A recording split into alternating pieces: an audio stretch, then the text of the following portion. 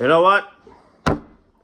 I'm watching season 9 of The Office right now. And I gotta say just quickly, season 7, where Michael Scott leaves. Oh, it gets so sentimental with him and the whole Holly thing. I don't like sentimental crap. When they're crying and like Jim is crying in the office and telling him how much of a good boss he was, and the whole like Michael proposing to Holly and with the fucking candlelight, and it's so, I'm sorry, but it's so American. It's so happy ending, so bullshit. And Jan was actually a good character until I fucked her up. But I would love to see Michael just end up with Jan, and it's a bittersweet relationship. It's more complicated because Michael Scott's, I like the actress Amy Ryan, I think her name is. She's great in Gone Baby Gone and great in The Wire. The Wire is best show ever, by the way. So I like the actress. Everything I've seen her is good, and she's good in The Office too. But the script is love interest. Let's make a Michael Scott clone and call it like Michael Scott clone, so she can meet up. She's the character's only made to hook up with Michael Scott, and that annoys the fuck out of me. And it's so small season 7. It has a couple of good episodes. I like actually when Michael leaves, it picks up. I like D'Angelo's episode where he's a boss, and I like the Dwight is a boss, that episode. But anyway, so it's a while since I've seen The Office, and I was like, fuck, now Michael is gone. Because Michael was the best character. Before season 7, he was like, I love Michael Scott. I love Steve Carell as that role. So I was like, okay, now it's season 8 and 9. And remember Robert California as being James Spader. I remember him as being like, they didn't know how to write his character. Like, he's overly confident and everything, right? And then he has a wife, but he's nervous that she will get a job. There's some models, a little bit muddled. What do you do with that character? Because he was great as this is gonna be long. He was great as the one cameo in end of season 7. But when he is in season 8, he's fun, but kind of in it too much. But I really like Andy as a boss. And I laughed more of season 8 than I did of season 7, I think. And but the latter part of season 8, where they go to Florida and everything, I don't like the Florida storyline. I don't like the Aaron thing. Well, the Aaron thing is all right, but they just fucked that over in season 9. And also Andy, in the beginning, he was meant to just be in so many episodes. He was meant to be an antagonist. And when he gets fucked off, he doesn't come back to the show. But they liked him so much, so he came back like 10 episodes later or something. But Andy's character also is like, where is he? Where does he stand? I never laughed when Andy spoke.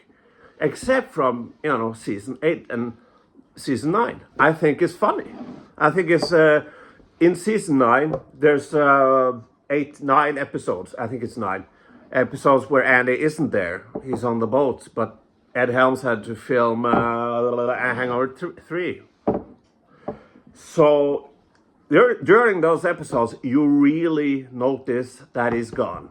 And that's like, Andy came back from the boat in season 9. I was like, I just laughed, and that's why I made this video. Because while Andy's there, I laugh, actually. But when Andy was gone, I didn't laugh once. But then he came back, and I laughed. So, but okay, so the Aaron thing.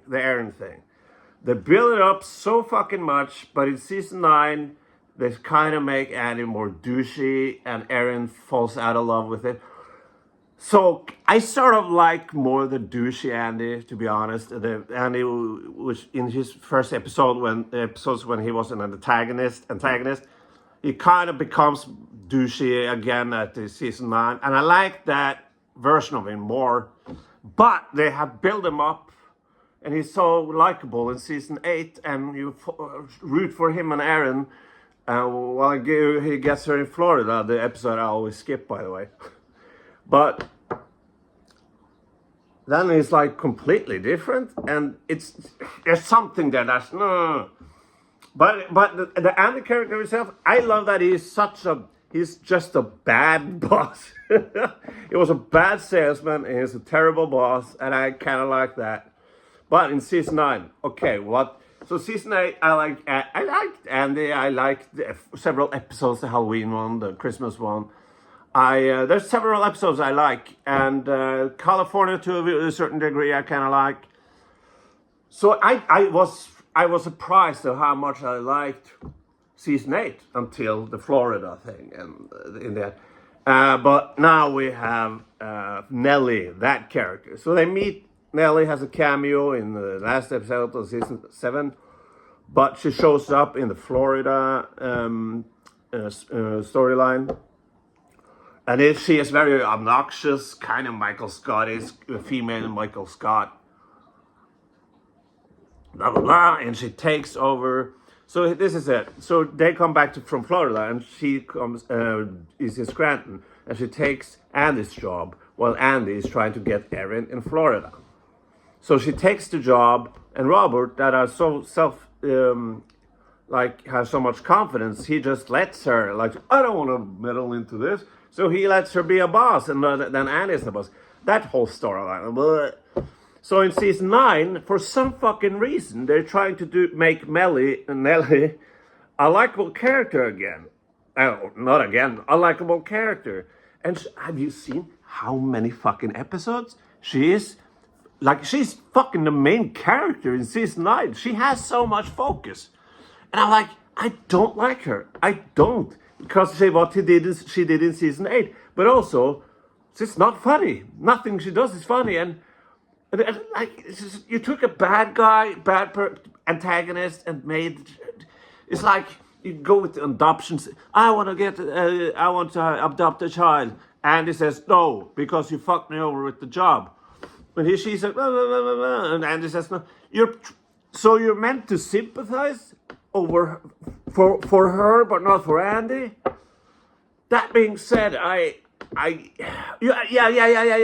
Okay, so how many storylines do I? Okay, so there's the storyline with fucking Pam and Jim. Barf. There's a storyline with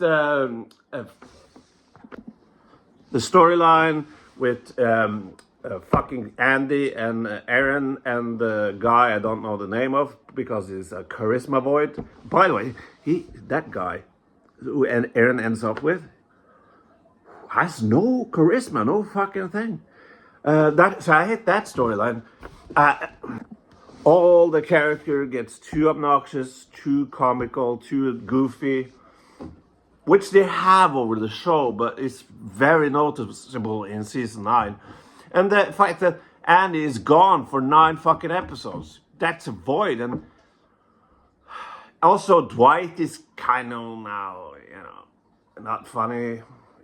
And seeing Jim and Pam it's just uncomfortable.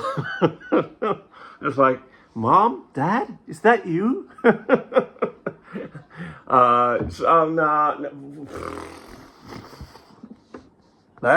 I'm pushing the button because I need to think. And my brother said I shouldn't do too much on video, so I'm trying to cut that out.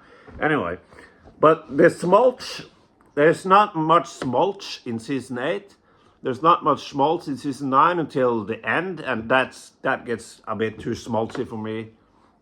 But in season 7, all the time.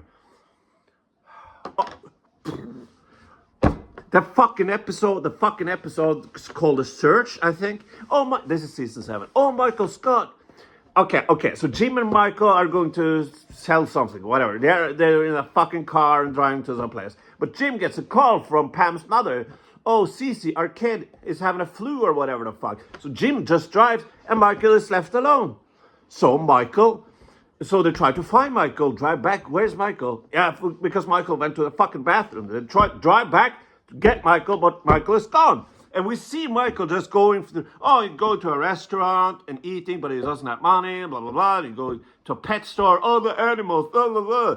So, but this fucking thing is that, what's her fucking face, Holly, Dwight and Aaron, they go to that fucking bathroom to find Michael Scott, but he isn't there. Guess who knows exactly where Michael went? Because Holly is his fucking soulmate. They're so fucking soulmates that, she says, well, I think Michael would go to smell those plants. I think Michael will go to the pet store and with the puppies. Because they know they're so in sync. Really? You don't think Michael would go up on the roof to check out if there are people there? The smells. And the worst one is the one I was talking about. The one that he proposes and the fucking this, goddamn this, and it gets the fucking water. The water thing. Think of how many. Think of all the equipment they fucking destroy there. So that's annoying. And also the Dundies thing, the last Dundies. Barf! Because they get thrown out of the restaurant, so they have to have the Dundies in the office. Guess what happens? Everybody is singing. You remember to call. And Michael is crying and crying. That's why I love Curb Your Enthusiasm, because it's no fucking crying. No fucking crying. No fucking crying. No fucking crying. No fucking crying. No fucking crying. Am I the only one who fucking hates all the schmaltz? You know? Fuck. Season 2 of The Office was fucking great. And Michael Scott is so cool. Not cool, but you can see that Steve Carell has a lot of fun with him. And you can see that Ed Helms sort of could stand his ground, but he's gone for 9 fucking episodes. So there's not that many episodes he's in. And in season 8, there's always Robert California there. So Andy doesn't, 50% of the season 8, he doesn't feel like a manager because Robert California is there and he's the real boss, apparently. So that's what I have to say about that. But I've seen at a fucking EMDB thing that the last episode of The Office has to 96 or 97 or something, 98. What? That cry episode? That's bullshit thing? And people diss on Game of Thrones episode last season. Okay. The last episode of season 9, there was a good closure. It was fine.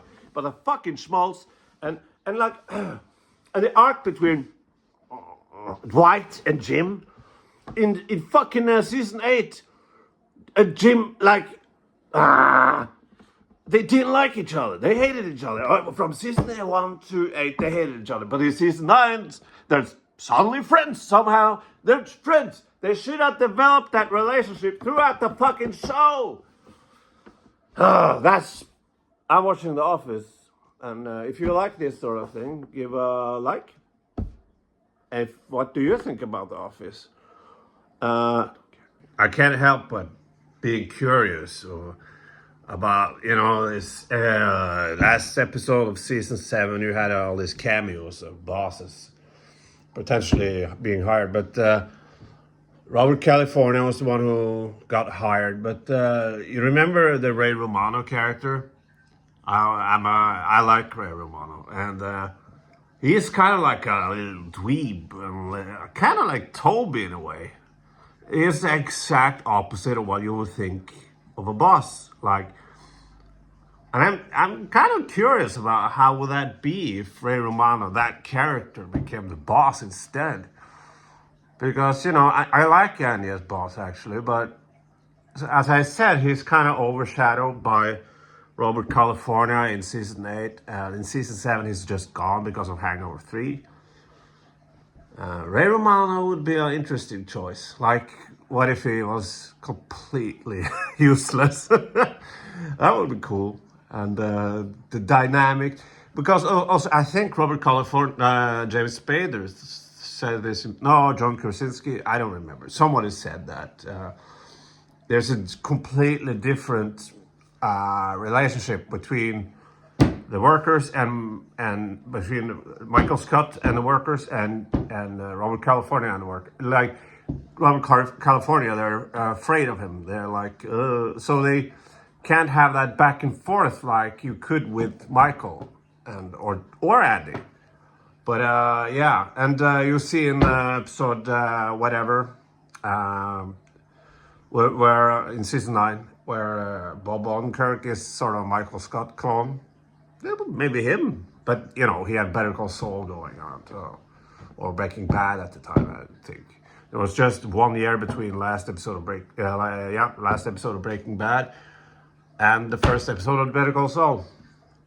But I can't help but be curious of what's the Ray Romano boss, what he would be like. Is there anyone? Do anyone of you remember, you know, any of those bosses? And be curious about how that would be. How would you know? That's it. Yeah.